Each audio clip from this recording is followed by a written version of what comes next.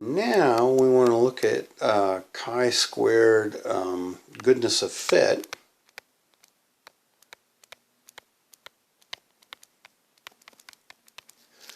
Okay, and in a chi-squared goodness of fit, the difference is that we really are only looking at one variable and we're checking it against something else.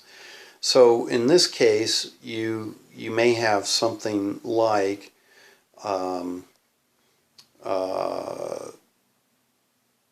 we just want to know a proportion.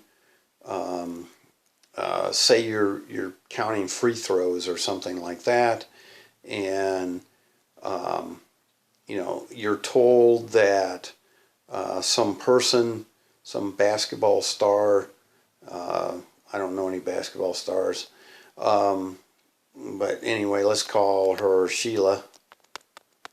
Okay, she's a great basketball star, and we hear that her free throw percentage is say like 85%. Okay, and so then you watch a few games or something like that, and she's attempted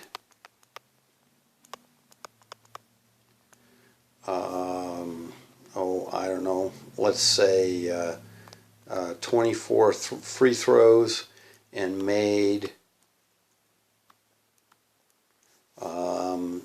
say something like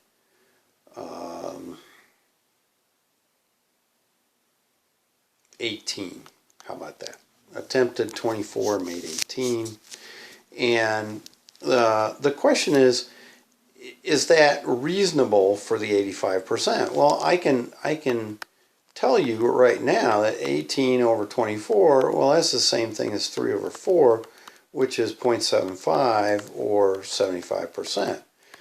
So on the surface, you know, we could say, well, heck no, she's not an 85% free throw shooter, she's 75%.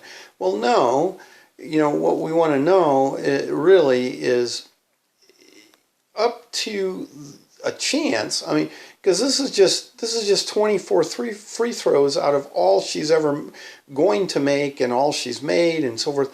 It's just a sample of her overall population of free throws. Well, so do we still, though, believe it could be 85%? Well, so for this goodness of fit, in this case, similar to what we did in the test of independence, we have our data, except now we just have sort of this one row, right? So here are her free throws, and she made them or she missed them. Ooh, well, I'll have to say made or missed since they both start with M. Made, missed, and so she made 18, she missed 6, that was a total of 24. Now, we know that we expected her to,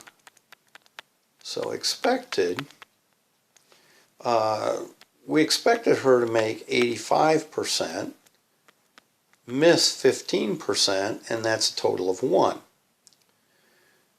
Okay, now, so here, though, we don't use these numbers in their raw form, because what we have to do is set it up with the 24. And I probably should have picked a much nicer number than 24 to do this, but hey, you know, we can still get this. So what we would do is, here's our data, here's our total expected, and now in this case we've already got our 85%, just kind of like before we had 40% and we took 40% of 60. Well, here I need 85% of 24. So, well, I know that's 0.85 times 24. And then I need my 15%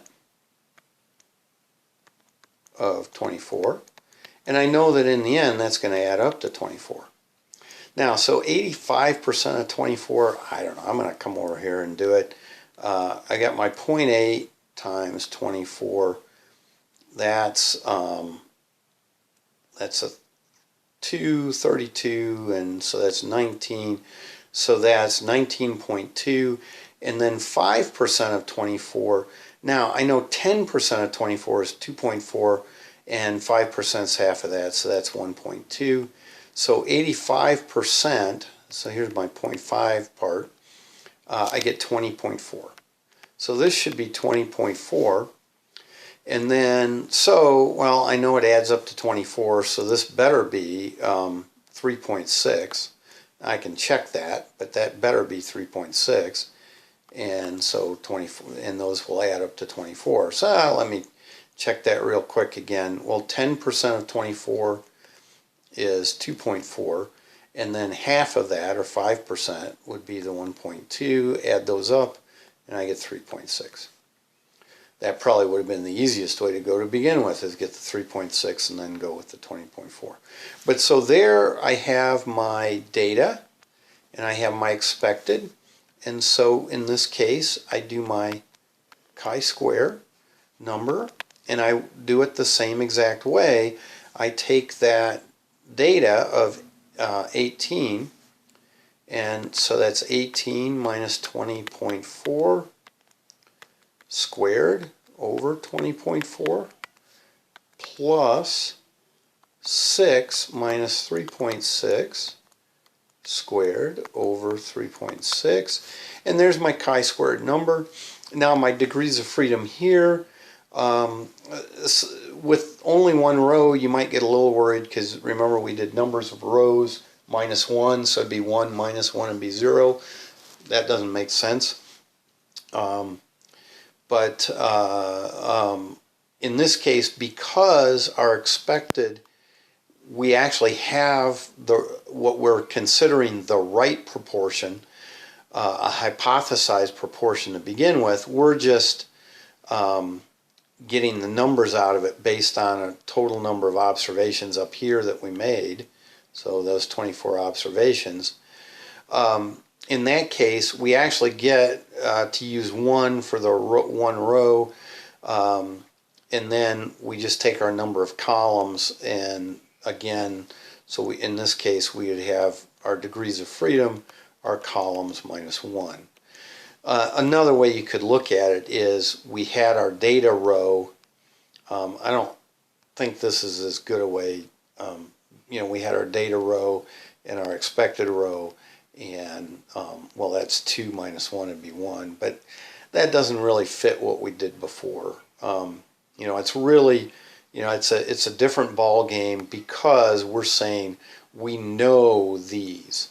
And so, one way to look at then the actual data, the 18 and the 6 there, one could say, I guess in a way, hey, was that really Sheila out there throwing those free throws, or did she show up as somebody else tonight, or something like that? But we get our chi-square number, whatever this reduces to, and then we have to look that up.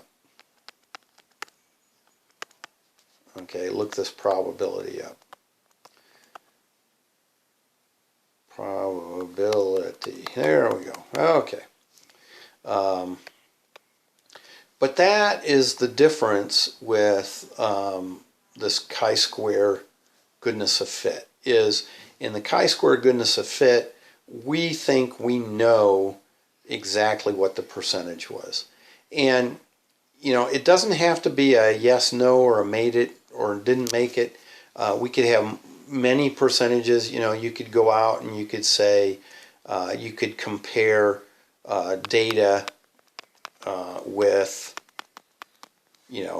yes, no, maybe, right? In this political season, so you could ask about a particular candidate, and